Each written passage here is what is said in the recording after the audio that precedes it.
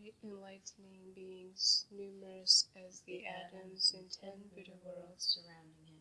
Their names were universally good, Samantabhadra, light of the supreme lamp of universal virtue, flying banner of universal light, settled light of flames of universal jewels, banner of oceans of qualities of universal sounds, realm of enlightenment of radiance of universal knowledge, banner of flowers of the top knot of universal jewels, pleasing voice of universal awareness, light of inexhaustible virtue of universal purity, mark of universal light, great brilliance of the light of the moon reflected in the ocean, undefiled treasury of light of oceans, cloud-like sounds, born of wisdom and adorned with virtue, great light of sovereign virtue, brave lotus top knot, sun banner of clouds of universal knowledge, greatly persevering with indestructible courage, light banner of fragrant flames, deep beautiful sound of great enlightened virtue,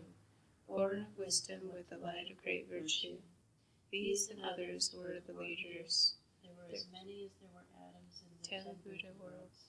These enlightening beings had all in the past accumulated roots of goodness among the fire eternal, and were all born from the ocean of roots of goodness of the Buddha. They had already fulfilled the various means of transcendence, and their wisdom eye was thoroughly clear. They observed all times with impartiality. They were thoroughly purified in all states of concentration. Their eloquence was oceanic, extensive, and inexhaustible. They possessed the qualities of Buddhahood, were dignified and honorable. They knew the faculties of sentient beings, and taught them according to potential and necessity. They entered into the matrix of the cosmos. Their knowledge was non-discriminatory.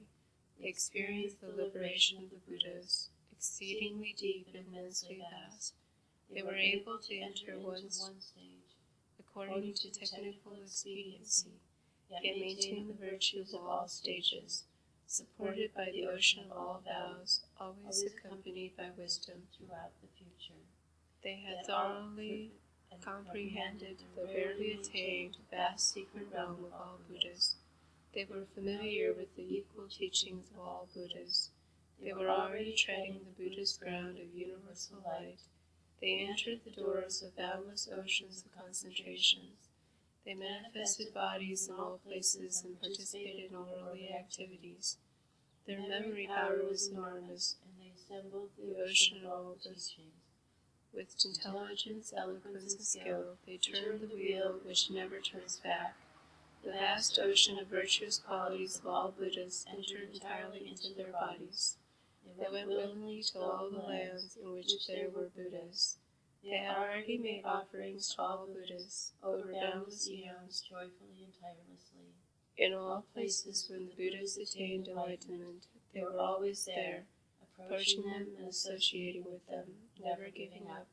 Always by means of vows of universal goodness and wisdom, they caused the wisdom body of all sentient beings to be fulfilled. Yet they have perfected innumerable such virtues. Here we have all these names. Names mean something to us. There are times when we're called names. Someone calls me a dog, a whore, peacock. Those are all names. Those names can be taken in, or another way to think about it is to see it as just labels. I could just see it as another set of words. For all I know, the people who created language could have meant Buddha when they named the word dog. That's a perspective change when it comes to some of the difficulties or sticky things that make us upset. It's part of our habit training. Of course, when those names, if I were to think that those names like dogs, whore, or peacocks were applied to a group of women in a country, in a city, then it's no longer about personal training. It's about a systemic issue that needs to be addressed. Similarly with young people, they were called dopes or dropouts or losers for an extended period of time by a certain group of people in an area. That becomes an issue. It's not a test. In Buddhism, we too often think that, well, this is part of karma.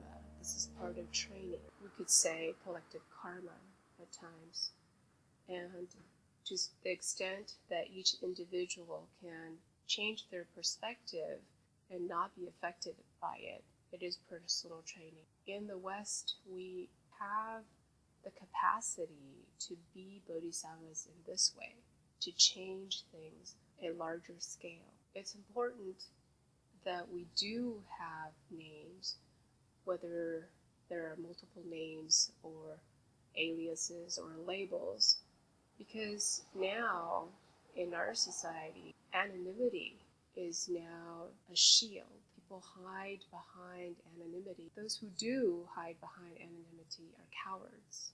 Behind the internet, or those who are sending out messages that harm, that's the action of a coward, not something that any helpful person with good intentions would be doing.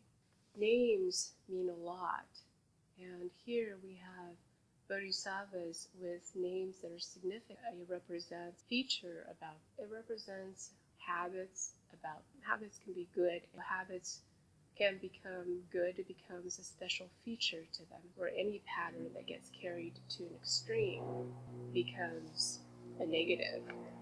We oftentimes see the symbol of Tao, the yin and the yang, one extreme juxtaposed against the other, black and white. We miss in the symbol what we miss drawing in small circles of the exact opposite colors in the half of that symbol. It indicates when things become so good that you will then discover something negative in and among that goodness, and vice versa with that. Sometimes in the least expected individuals, for instance, I saw a couple of videos of people recording homeless individuals and asking them to share the pizza that they were just given, or asking them for a few bucks. These averagely dressed people claim to be. To our surprise, I suppose, the homeless were very generous. They were so giving, and I expect it's because of all of the harshness have gone through. So in the places, in the people that we least expect generosity, we find generosity. I worked in Washington, D.C. before I was a nun. I met some incredibly intelligent, powerful, ingenious individuals. And yet, in those individuals, I saw a hunger that could never be fulfilled. That partly led wanting to leave, but that also told me that where I expected the most, we think in our society, the better people, sure, it was too easy to always find them. These are the types of extremes, finding the worst and the most good, and always trying to focus on the positive. I miss the negative intentions or messages that people were relating. For instance, in my former order, I noticed, obviously, for a number of years, people would be saying certain things covertly or overtly, mostly covertly, and doing certain things that weren't always kind, but I try to simply focus on what's positive in the circumstance and try to focus on the positive in me and in others. The way we are taught in the New Age West, the focus only on the positive, and hence, if we just think hard enough about what is good and what will be good, then everything will be good. what I learned is a phrase that the Chinese has. You don't ever want to harm anyone, but you don't ever think that no one will try to harm you. The human nature, although we have embedded in us the Buddha nature that is all pure and all good, because of the dust of the typical human nature that can be fickle and can waffle back and forth between the different voices that are in us. Even the best of human beings at times may do things that aren't so kind. Part of being human beings in the Saha world that we must be aware of. To be Pollyannish and the simply be positive is not the Buddha Dharma. We can change our patterns and change our habits for better or for worse.